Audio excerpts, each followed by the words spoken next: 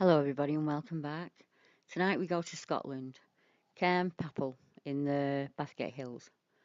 So we have footprints, bluff charges, and a figure sighted, 2003 2009.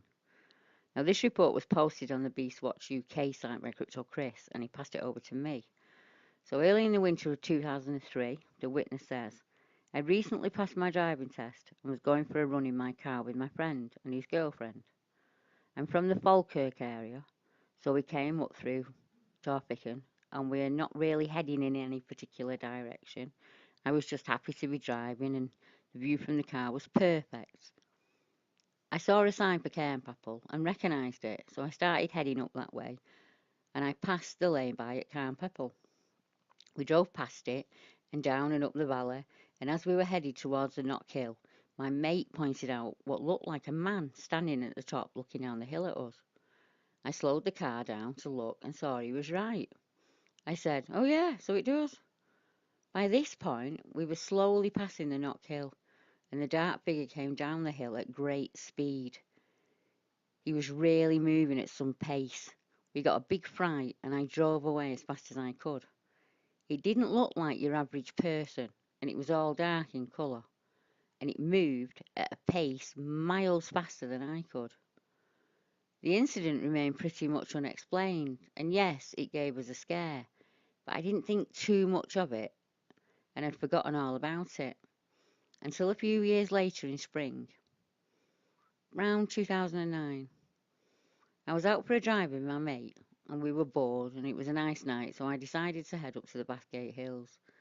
If it was clear, we could wander up to Cairnpapple and get a good view of central Scotland. It'd been snowing about a week before, and the snow had melted back home, but there was still a little bit by the side of the road. This didn't put us off, as there hadn't been very much.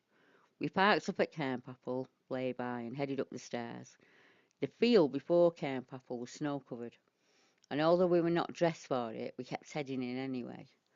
We had a laugh, falling in the snow repeatedly, and I fell waist deep into a cairn at the Cairnpapple site. We were there for a few minutes before getting cold and started to head back.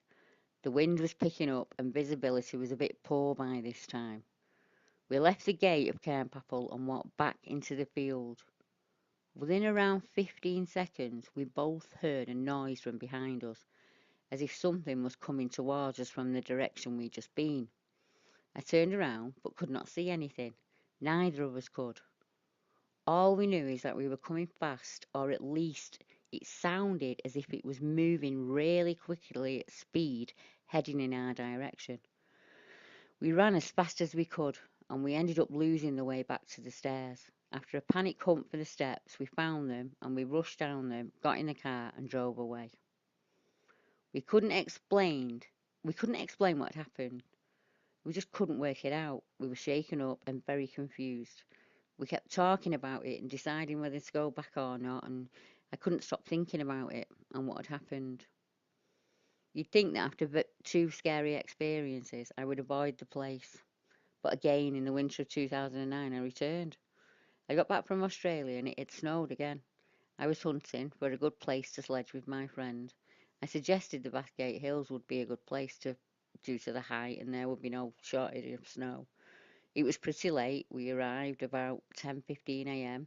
and headed up to Cairnpapple first. Once we were up, we realised quickly that the snow was too deep and no good for fun, so we headed back to the Cairnpapple site to have a look. After a while, it started to snow, so we headed back to the car.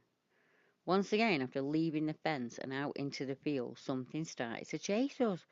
My friend was really frightened and started to run.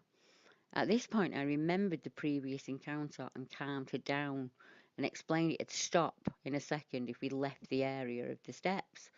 We moved as fast as we could without losing the way to the staircase and got back in the car. The snow was really heavy now, but she pointed out footprints leading into the field we had just come out of. These were fresh footprints and caused us to become very scared. Whilst trying to leave the car park, we got stuck approaching the Knockhill, and it took us a while to manage to get up the hill. I had to drive carefully due to the conditions, and as we approached the Knockhill, again there were fresh footprints in the snow, coming from the field and going into the car park. These footprints looked like they'd been made by someone running. After that, we were really shaken up, and I shared my previous experience with her. The next day, we returned with a friend and retraced our steps. There were no animals in the field at this time, and it was very peaceful. We have returned in safer numbers during the nights a few times, but with nothing other than some creepy noises happening. I hope you enjoyed reading about my experience. The last one was particularly terrifying. There is something about that place that makes you want to go back.